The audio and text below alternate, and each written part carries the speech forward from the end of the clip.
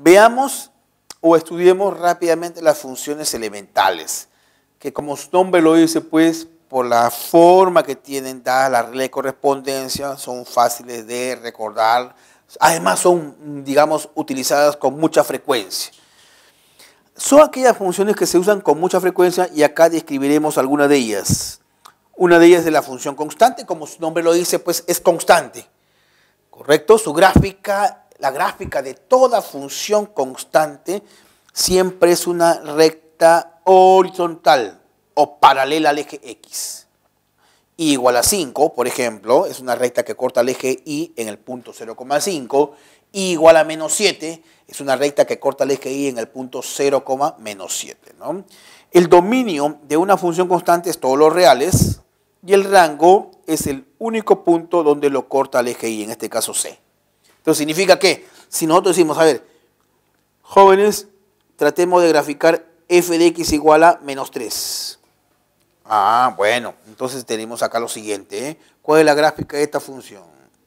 Por acá tenemos el plano cartesiano. Eje X, eje Y. Es una función constante. Entonces su gráfica es una recta horizontal que corta el eje Y en menos 3. Acá está. Digamos, es esto.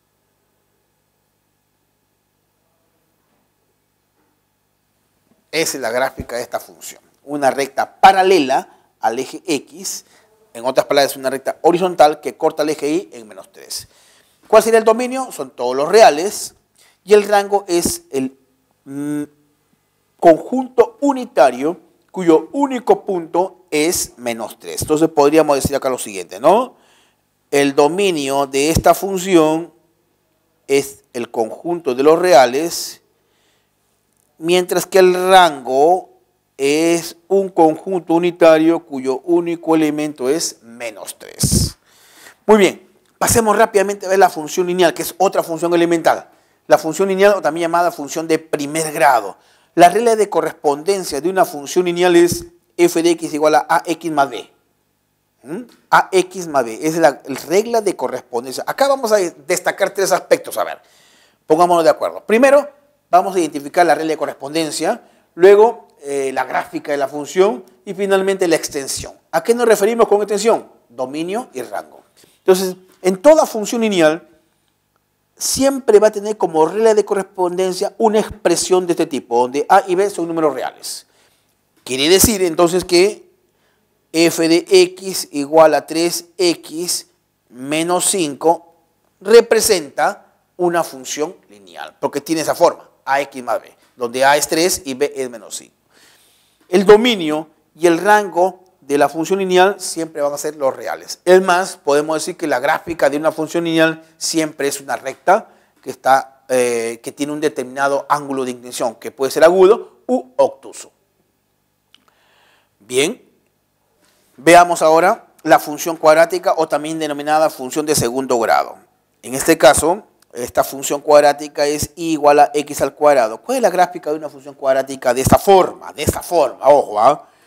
Es una parábola que se abre hacia arriba y cuyo vértice es el 0,0. Esa es la gráfica de esta función cuadrática cuya regla de correspondencia es y igual a x al cuadrado. Observamos ahí que, dada la gráfica, podemos encontrar el dominio y también de manera inmediata hallar el rango. ¿El dominio cuáles son? Todos los reales.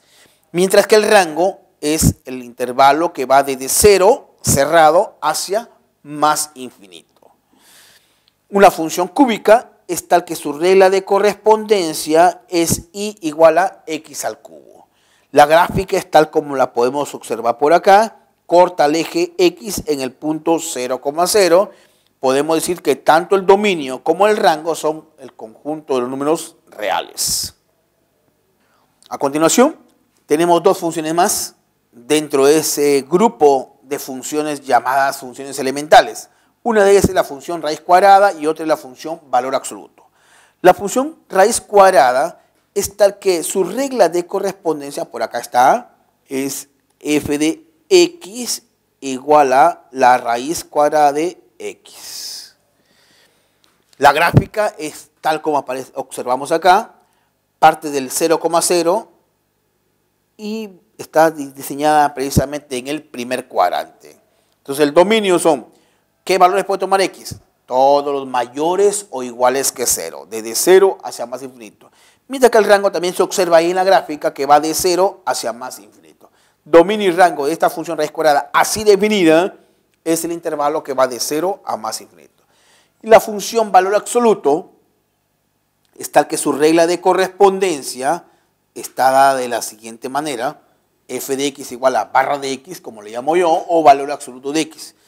El dominio son todos los reales, mientras que el rango es el intervalo que va desde 0 hacia más infinito. Y esto se observa realmente haciendo unas proyecciones, ¿no? Para poder determinar el dominio, proyecta la gráfica en este caso del valor absoluto sobre el eje X, y observamos que esa gráfica descansa sobre todo el eje X, por eso que se afirma que el dominio son todos los reales. Y entonces para hallar el rango reflejamos la gráfica con respecto al eje Y. Algo así como que se cierran esos dos brazos y nos queda precisamente afirmar que el rango va desde 0 hacia más infinito. Debemos también ver y aprovechar este resumen teórico, un poquito extenso la verdad, pero bueno, es necesario para definir qué cosa es una función par, impar y una función periódica. Primero, diremos que una función es par si cumple estas dos condiciones. Primero, que si x está en el dominio, el opuesto de x también tendrá que estar en el dominio. Es decir, si 5 está en el dominio de la función, menos 5 también tendría que estar en el dominio. 100 está en el dominio de la función, menos 100 tendría que estar en el dominio de la función. Primera condición que se debe cumplir. Y la otra, para que la función sea par, es que f de x sea igual a f de menos x. Un ejemplo claro de una función par es, por ejemplo, f de x igual a x a la cuarta, por ejemplo. O x al cuadrado, cualquier potencia par. Es un típico ejemplo de una función par. Se cumplen las dos condiciones.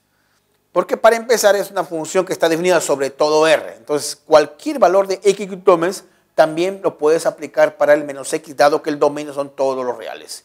Entonces si x está en el dominio, el menos x también tendrá que estar. Y además se logra ver.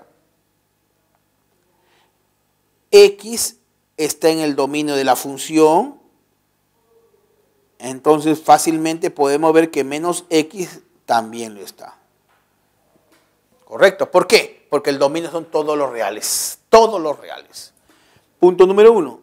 Punto número 2. El f de menos x. ¿Quién es el f de menos x? Es, por la forma como es definido, sería menos x a la cuarta, que es igual a x a la cuarta, y este es igual a f de x. Entonces, se logra ver que se cumplen ambas condiciones. Por lo tanto, podemos afirmar que la función así definida es una función par. Muy bien. Acá tenemos otro ejemplo. F de x igual a 5x a la sexta más 3. También el dominio de la función son todos los reales. Eso implicaría que si son todos los reales, entonces si está x, está menos x. Correcto, con lo cual estaría cumpliéndose la primera condición para que una función sea par. Y la segunda, es fácil probar que f de menos x es igual a f de x. Simplemente haciendo un reemplazo, en lugar de x ponemos menos x, pero como usted le va a una potencia par, da lo mismo, menos x a la sexta que x a la sexta. Entonces queda lo mismo, f de x igual a f de menos x, con lo cual estaríamos probando que es una función par. ¿Qué cosa es una función impar? Si hemos entendido el concepto de una función par, con los dos ejemplos que acabo de mostrar, fácilmente podemos entender una función impar y se deben cumplir estas dos condiciones. Primera condición que se debe verificar. Si x está en el dominio, el menos x también tendrá que estarlo.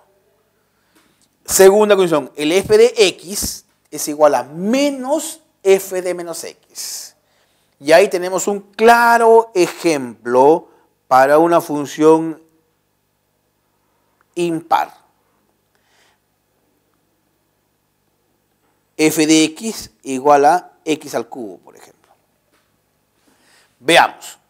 Esta función es tal que su dominio son todos los reales, con lo cual estaría probándose que si x está en el dominio de la función, entonces menos x también pertenece al dominio de la función. Digamos que se cumplió la primera condición. 2. Veamos. ¿Quién es el f de menos x? Por la definición tal como está dada sería menos x elevado al cubo. Y este es igual a menos x al cubo. Pero entonces si ponemos menos f de menos x sería igual a x al cubo. Y esto es igual a f de x. Ahí logramos ver realmente que se están cumpliendo las dos condiciones para poder afirmar de forma categórica que esta función así definida es una función impar. Vamos a finalizar este resumen teórico hablando de las operaciones que se pueden establecer con funciones, lo que se conoce también como el álgebra de funciones. Y ahí hablamos, pues, ¿qué operaciones se pueden establecer? Suma, diferencia, producto y división de funciones. En cualquiera de las operaciones que tú realices, vas a tener que calcular el dominio de la intersección de las funciones que intervienen. Es decir, si estamos hablando de dos funciones, f y g, vas a tener que calcular por un lado el dominio de f.